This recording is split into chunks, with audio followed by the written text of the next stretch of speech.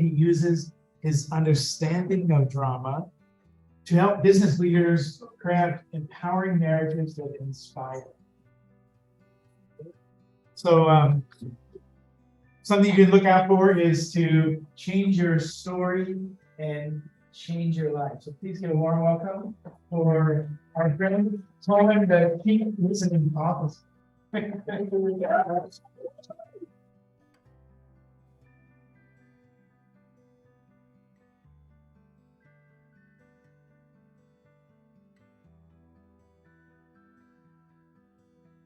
Mesdames et messieurs, bonsoir à tous. Ce soir, c'est ma plaisir de partager avec vous quelque chose qui me tient à cœur. Ne t'inquiétez pas, ne levez pas, parce que c'est juste une démonstration. Don't worry, the rest of the speech will be in English. In case you're wondering, that's me howling and flexing my French yesterday. My only moment of pride. But why did I share with you about my journey in French language? Because learning the French language truly helped me to rediscover my voice. You see, when I was in school, like Eva, I loved literature. So during one day at literature class, I volunteered to do a role play. I was assigned the role of the witch in Lady Macbeth. And which I went, fair is foul and foul is fair, over through the fog and filthy air. I think I better stop now. Where's your voice? But suddenly, a voice came from the back of the room and said, "Oh my God, Coen is crazy." And everybody said, yeah, you're crazy. You should be sent to the mental hospital. I was so sad. I cried in the toilet for half an hour. I felt I was silenced. I felt I was rejected by people. So when I learned French in university, and that's when the power of teachers are so important, right? My French lecturer was very encouraging. He always encouraged me to volunteer, to speak up, to do role plays. And since everybody is learning French for the first time, right, I thought, why not? Just try out. And on top of that, right, I was actually nominated for the French Language Award. And this is me receiving the French Language Award from the Ambassador of France to Japan. Thank you.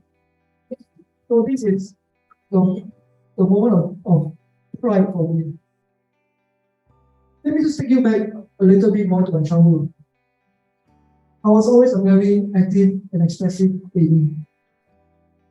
And when I was young, you could see that I was really lucky to take the driver's seat. Very active. So, the power of dreaming bigger, right? When I was 7 years old, I decided I was going to not drive a car or fly a plane. I always wanted to be a pilot. It's my dream. But you see something happen from that 3-year-old me and this 7-year-old me. If you look carefully at my face on the screen, shoulders shrugged, and I was forcing a fake smile. What happened to me between 3 to 7 years old? You see, I was raised by engineer parents, and they never understood that I was very sensitive, I was a hypersensitive person, and I was very emotional, and I was raised that boys cannot cry. So my father will often say this to me, what you say don't even pass my common sense test. So in one sentence, I felt I was limited. I was often told, even growing up, I was too sensitive, I think too much. And that children should be seen and not heard. Anybody can relate to that? Thank you. I'm not alone. So these are some of the messages I had growing up. And so I felt really, really lousy about myself. This is me in primary 3, going up to stage to receive the book prize, coming second in class. Again, shoulders shrugged. And you look carefully, you see the guests of honor all looking in my direction and laughing. Normally, guests of honor don't look at the students and laugh. How do guests of honor look like on stage?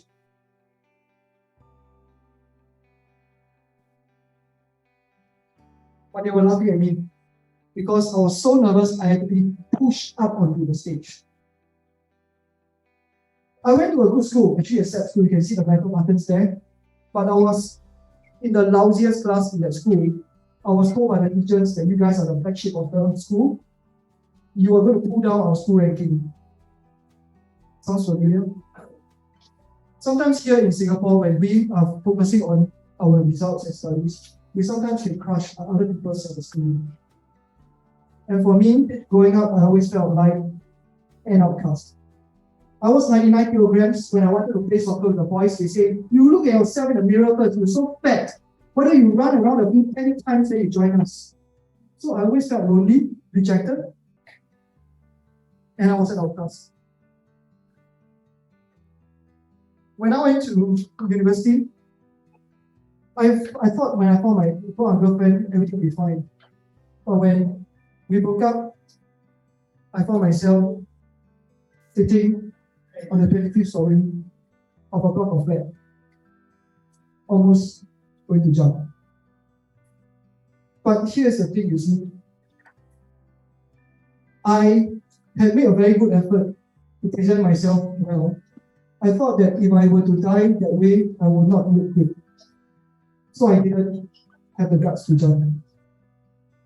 I called my then ex-girlfriend, but she actually called my friends, my guy friends. They came, picked me up, and sent me to IMH. Remember back in school when people say I should be sent to the mental hospital? A few years later, I made it there. I was warded in IMH. Ladies and gentlemen, years ago, I was invited to share my stories of depression with a group of people who are going through depression. The idea is to get them off medication.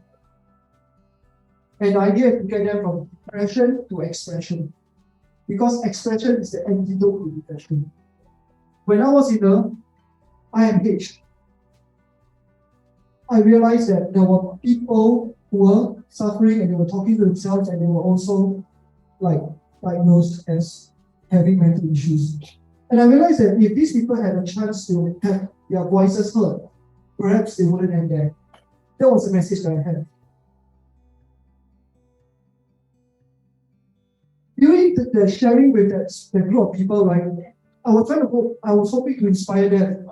But after a while, right, I realized that people started complaining and they stopped coming to my sessions anymore. I felt rejected. Here I was speaking to inspire them and not to pay, but yet they are rejecting me. I wonder why. Then I realized one thing.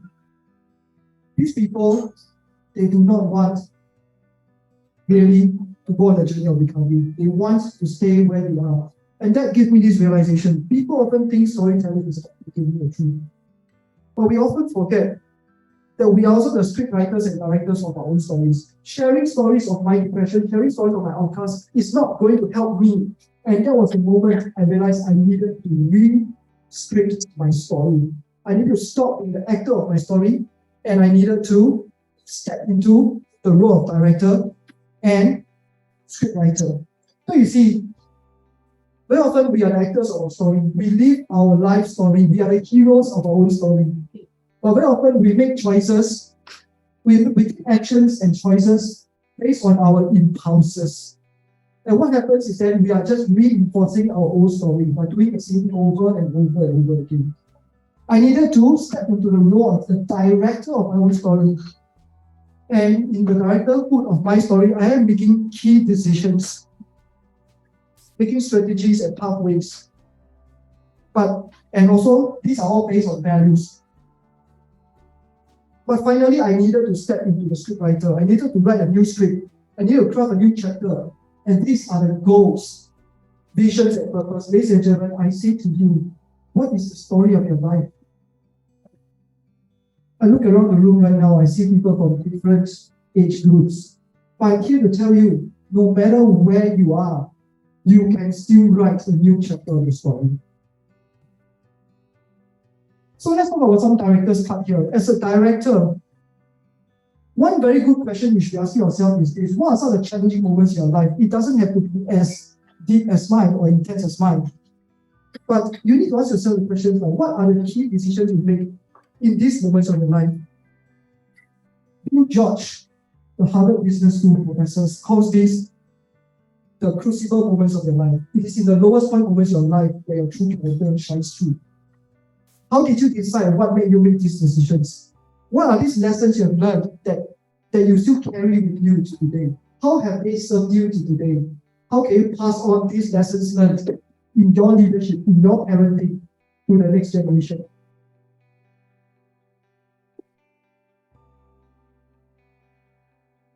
Let's tell you a little bit more about this moment in my life.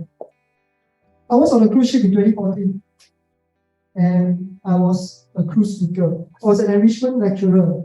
I was told by the agent that no worries, you go on a cruise, right? Just tell your stories, everybody's going to love you. So I decided I cannot give a very serious speech. So I thought about relationships. Everybody want to talk about relationships, right? And then I realized that everybody on the cruise are at least 55 and above. They are white. And they rather spend time at the buffet and at the bar than listen to my speeches. So during the first night, right, at the buffet, I decided to break the ice and ask some of these people, what are your thoughts on relationships? How are your relationships like? And then they started taking out the iPad and show me pictures of their grandchildren.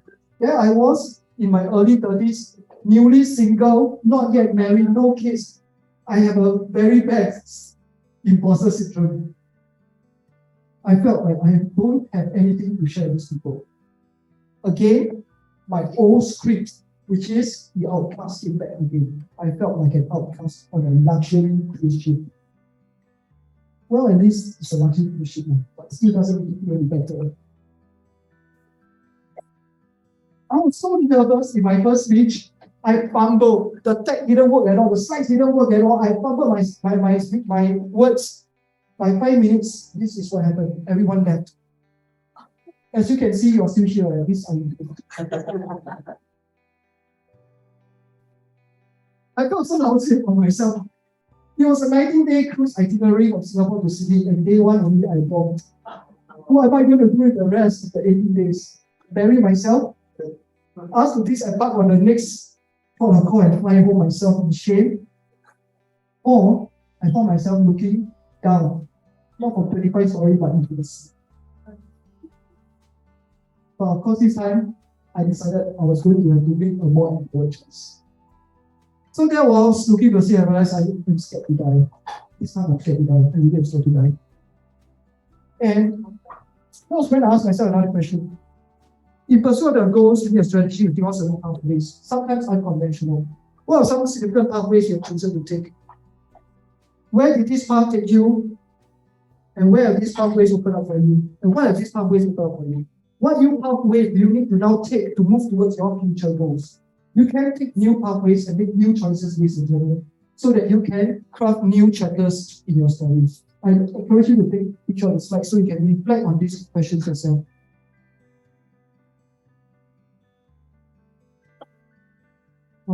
I just want to fast forward because I'm running out of time.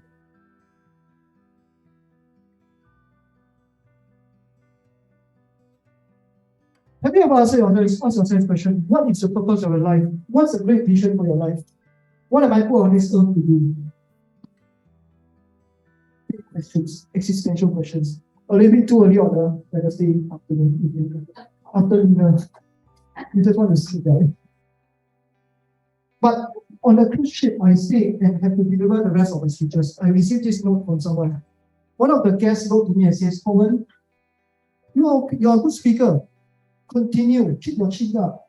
People want to hear your voice, people want to hear your message. What you have to share matters. It is by this couple.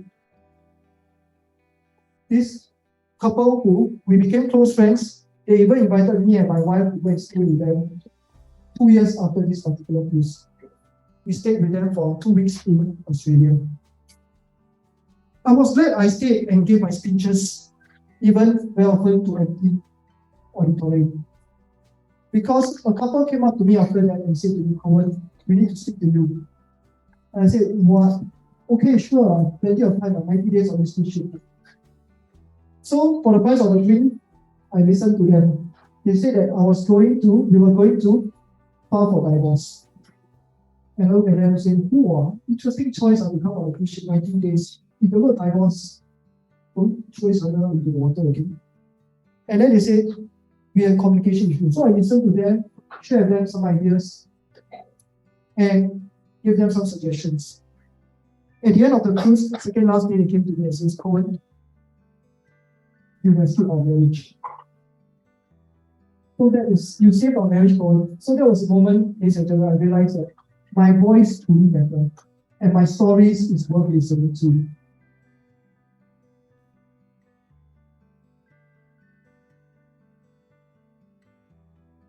I end with this. The bee never asks itself, what is my life purpose? The bee only has one goal, to move towards the flower, to collect nectar. Just like me, our goals is to make money, feed our family. My goal was to enjoy myself on a cruise ship. However, the true purpose of the bee is to collect pollen. Because as you collect nectar, the pollen is stuck onto its wings. And as a bee flies to the next flower, it pollinates the next flower. Without the bee doing its function of pollinating flowers, our ecosystem cannot exist. Sometimes we ask ourselves big questions like what's the purpose of our life?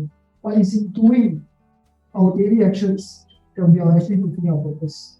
So never give up on yourself. Continue to show up. Be strong. And you will never know when you can be a big on people. Thank you very much.